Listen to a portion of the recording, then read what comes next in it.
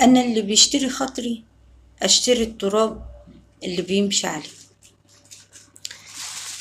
مش هعافر تاني ولا حارب تاني عشان حاجة مش ليا.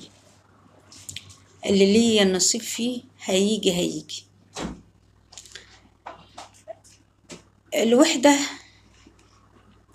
صعبة جدا، بس الأصعب إنك تكون مع ناس مش حاسة بيك، ناس بتدوس عليك كل وقت وكل دقيقة، وأكتر حاجة إنك بتتحمل رضا الناس وبتبعد نفسك عن أي حاجة وأي حواجز بينك وبين الناس.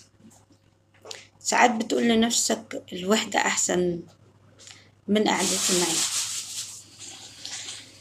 والناس دي مش فارق معاهم،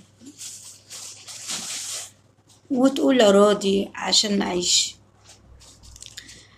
ومهما تتعب ولا تيجي على نفسك، مفيش حاجة تستاهل إنك تعافر في نفسك وتتحدى خواطر كتيرة وتحدى أحداث كتيرة.